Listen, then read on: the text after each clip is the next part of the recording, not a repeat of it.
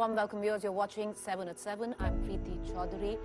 Well, in the national capital, befitting, the heavens opened up today as the former Prime Minister Dr. Manmohan Singh passed away at the age of 92. It's been raining incessantly in Delhi. The final rites, the last rites of Dr. Singh will take place tomorrow. They're awaiting the return of his daughter. We're going to get you the latest. Tributes have been pouring in, spontaneous outpouring of grief, tributes, condolences.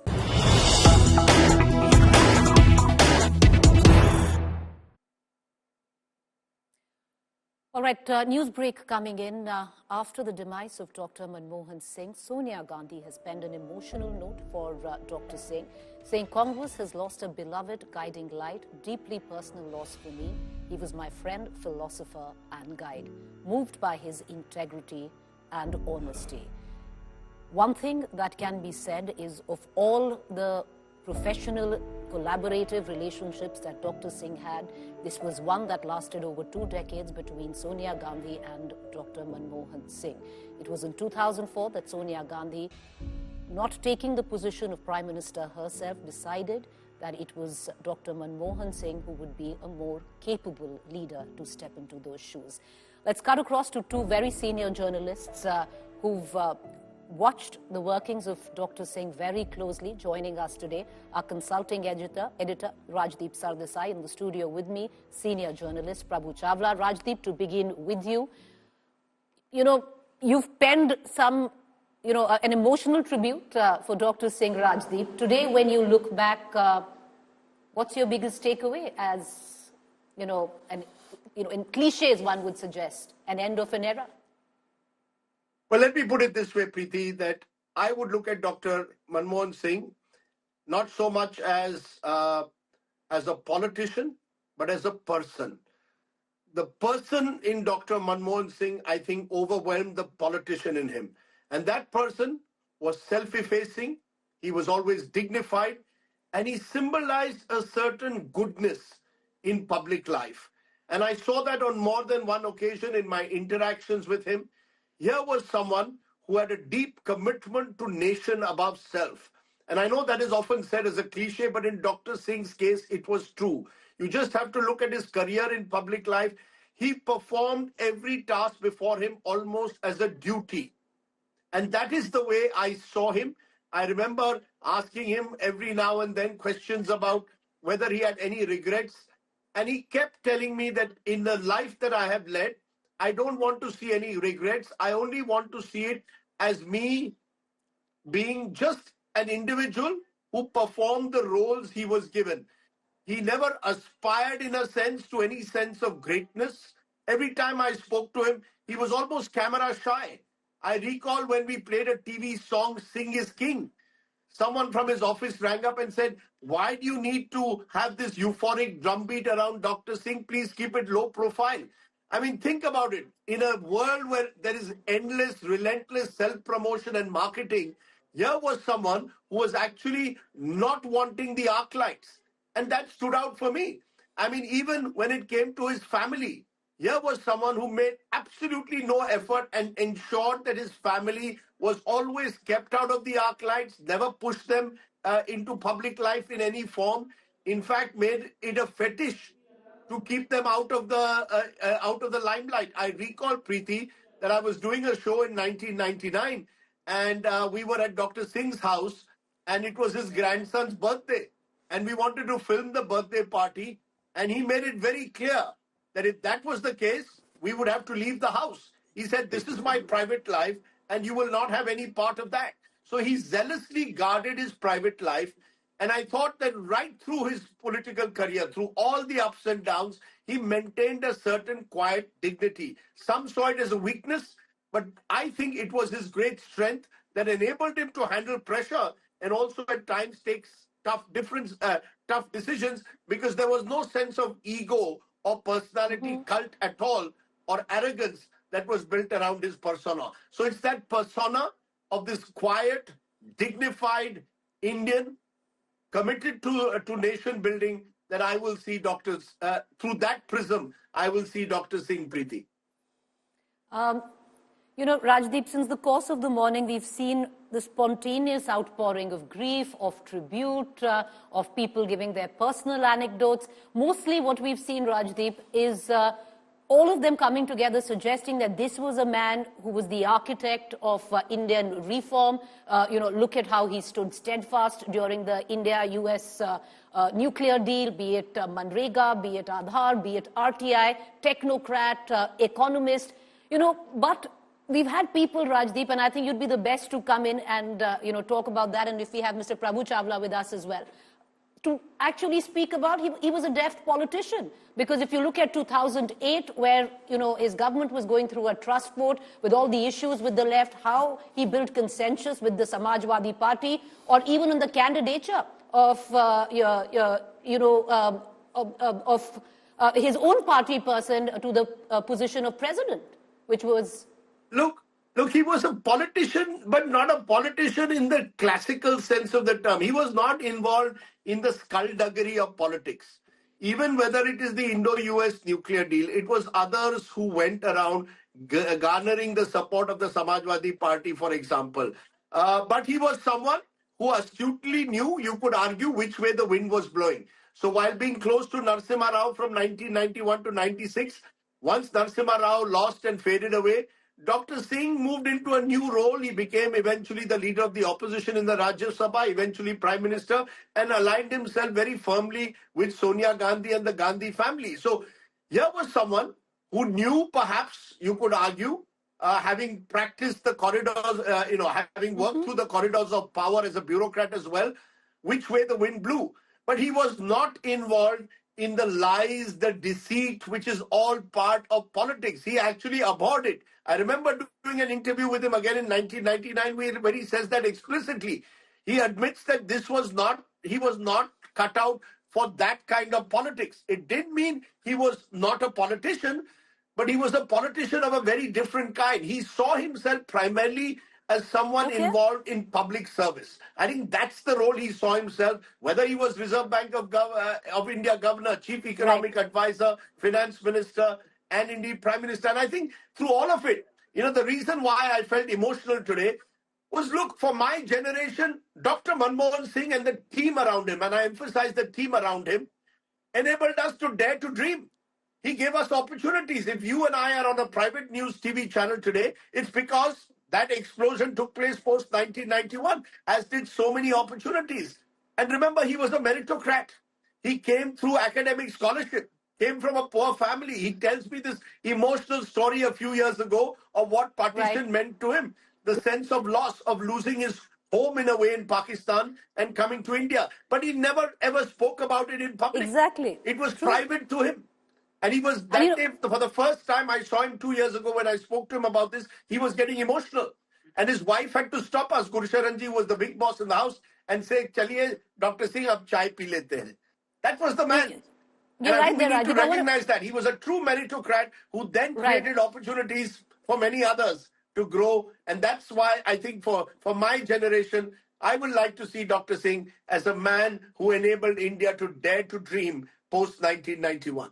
Rajdeep, stay on with us. We'll just quickly bring in Prabhu Chawla. We also have him in the studio with us. Mr. Chawla, Rajdeep has a point because of where Dr. Singh came from. In this day and age, it's not just one politician. Politicians cutting across party lines wear their origins on their sleeve, whether they come from really humble, poor beginnings. Some use it as political currency. And this was a man who came from absolutely nothing. At 14 years of age, he crosses over, during the partition, comes from nothing, rises on the basis of scholarship, goes on to study at Cambridge to Harvard, and then becomes the Prime Minister of this country. And never once did he use a public platform to even suggest on his rise from nothing to what he came to become. I heard Rajdeep, but I will go into a different track altogether. The question is, the day today we are talking about him, all the newspapers have headlines about him.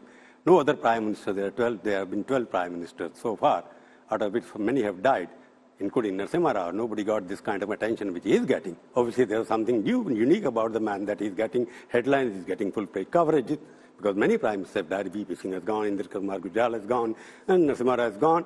Charan Singh has gone, Nuraj Desai has gone. None of them got the kind of coverage he is getting. There must be something very unique about the man.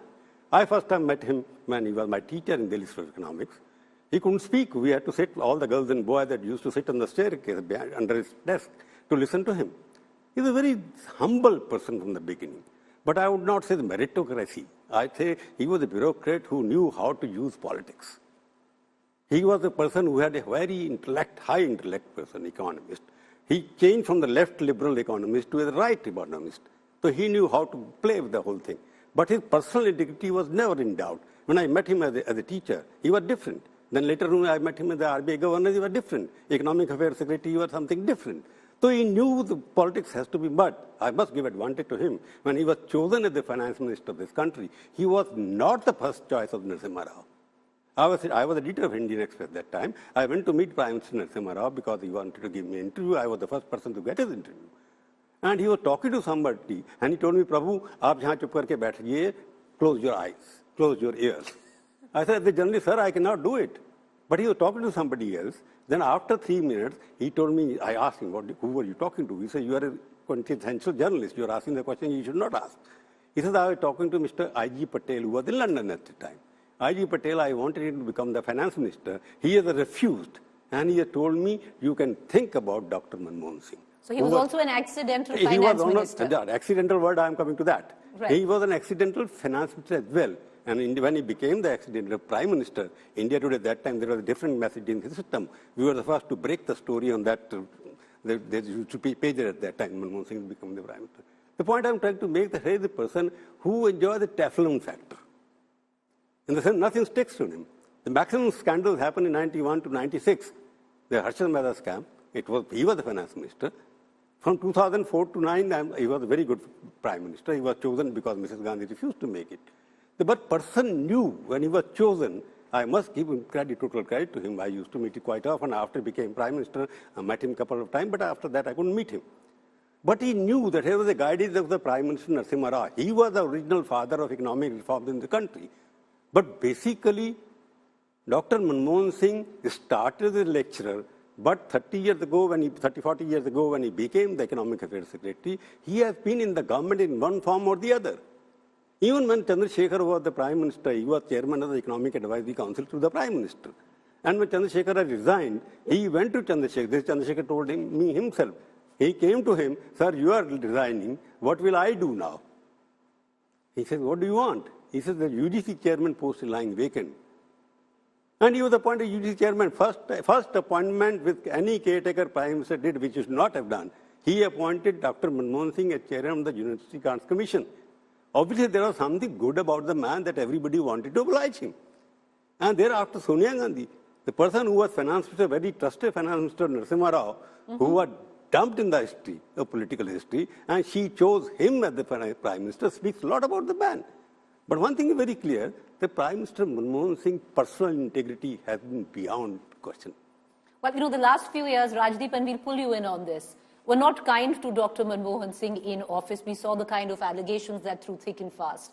And that press conference is legendary, and I would think has played multiple times already when he demitted office and he used that one line, that he was very sure that history would be kinder to him than contemporary media or the opposition. That's already happened because you see the spontaneous outpouring of tribute from the opposition, even the contemporary media. History is already kinder to him. But with what, Prabhu Chawla also bought in, when it came down to politics and it came down to collaborative relationships, Rajdeep, one would need to touch upon the jugalbandi that he had with Sonia Gandhi. At one point of time, he even invited the contempt of being called a puppet prime minister. But away from that, he did get his way multiple times. And she did have implicit faith in him. Look, 2 points. First of all, you mentioned briefly the media at the very outset. Let's be honest. The media was critical of Dr. Manmohan Singh, particularly between 2009 and 14, when his government was accused and afflicted by several scams. But let's be clear. Dr. Singh never tried to, in some way, muzzle the media. At no stage. He was never involved at any stage in muzzling the media. This when the media was going hell for leather for him. And you could argue Dr. Singh's weakness was that he ceded prime ministerial executive space to primetime television warriors. But at no stage, I recall doing an editorial column on the alleged 2G scam, where I spoke about the failures of the Dr. Singh government. He met me 2 weeks later, but at no stage did he say that you shouldn't have written that column. In fact, he said, very interesting observations you made. Here was a prime minister who once conducted, perhaps for the first time, that a prime minister conducted a live press conference in the prime minister's residence, calling editors where they were asking him sharp and pointed questions about the failures of his government. Here was a prime minister who routinely, regularly had press conferences and briefings every time he would fly back on a major visit with the accompanying journalists. At no stage did he tell journalists which question to ask and which not to ask. So several embarrassing questions would be asked and Dr. Singh would answer them. So I think in that sense, he was a Democrat who actually believed not in fear, but in freedom. The F word for him was freedom, not fear. And I think that's something we should recognize. You mentioned, importantly, the relationship with Sonia Gandhi. And there's an interesting angle to it. Think about it. A number of people who were close to Narasimha Rao between 91 96 found themselves slowly but surely being edged out once Sonia Gandhi took over. Manmohan Singh was, in that sense, you could say, a real survivor. He survived and actually thrived because I think not just Sonia Gandhi, but many people, and Prabhu Chawla rightly spoke even about other leaders who in a way gave special assignments to Dr. Singh. They trusted him because he was not seen as a threat to anyone.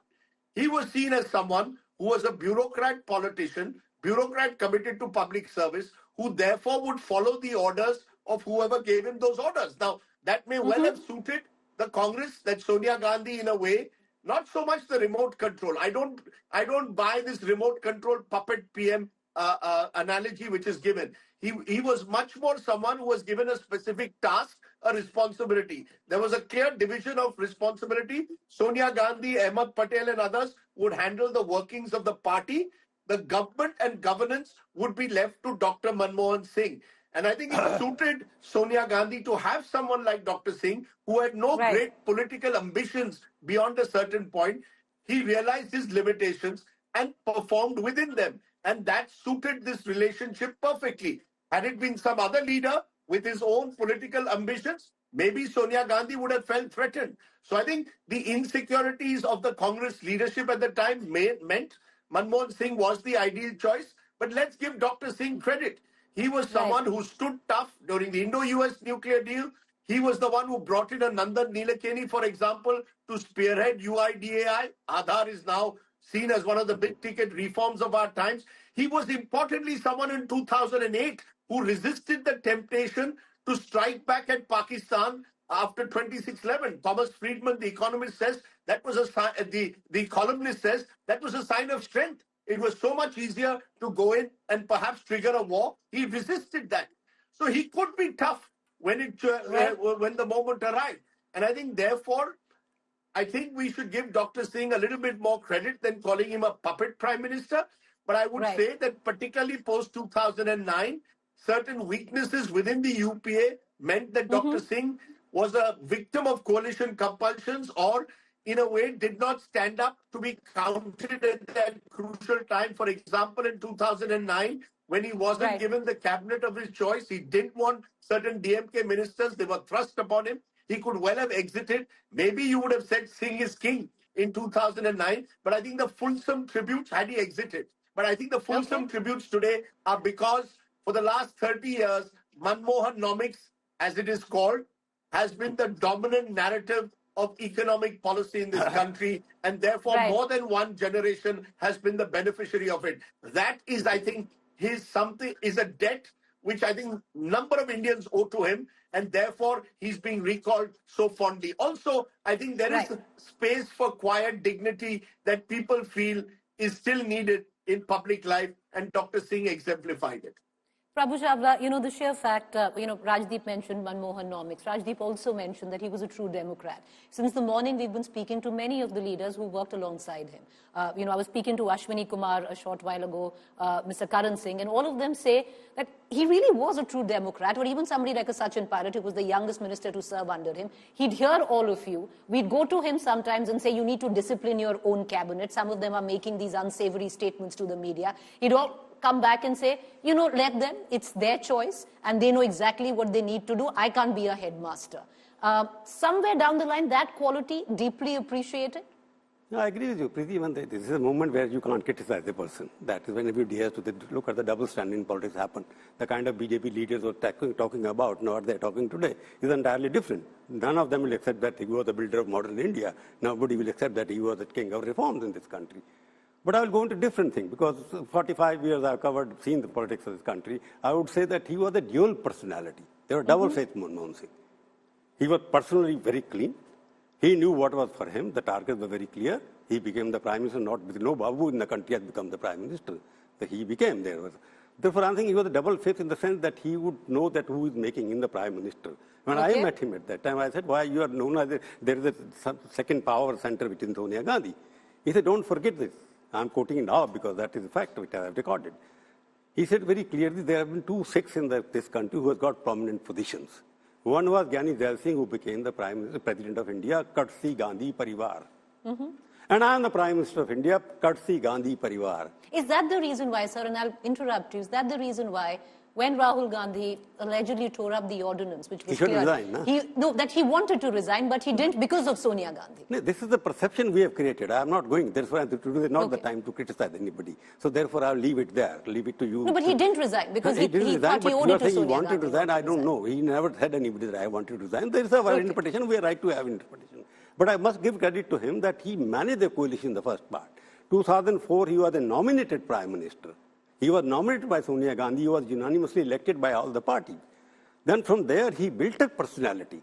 He introduced good reforms. He ran the government very well. 2004, he created a middle class which is voting for, which is the power of India these days. Right. He is the person who created middle class. But at that time, no scandal happened of the major kind.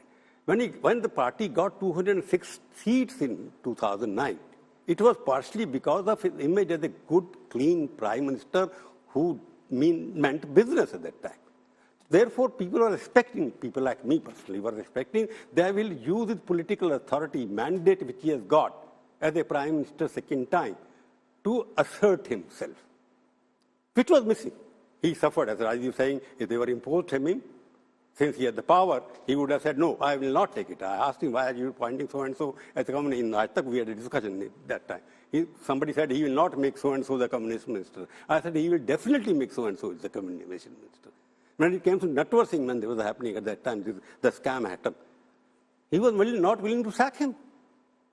Because Sonia Gandhi, unless Sonia Gandhi told him, okay, sack him, then he sacked him. The very day you appointed Pulak Chatterjee as your principal secretary in the Prime Minister's office. Although fact not very happy with Mr. Soren's handling of the coal ministry. Sorry? I'm not very happy with Mr. Soren's handling of the coal ministry. If you look at the example, here was the Prime Minister who was worried about how the country should have a better image. I must give credit to him. 2008 financial crisis, we survived it because of his policies. 2008, he survived the nuclear deal which was happening, and there were so many allegations of money exchanging the plane. But the question is, he was good for the image of the country. Yes, he was respected at the global high table at that time.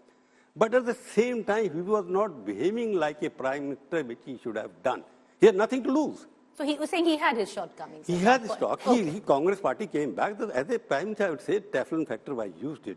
Because he was always worried about what people will think about it. Therefore, he said the last sentence, history will be kind to him. Therefore, we are being kind to him. If the Congress party got only 43 seats in 2014, do you give the credit or discredit to only Sonia Gandhi?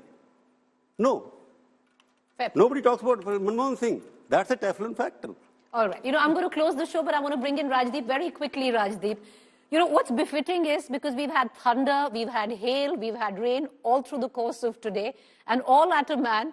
If there was one word to describe Dr. Singh, other than stoic, steadfast, would be gentle. He went gently into the night, but the day where India mourns him is very, very different in the national capital.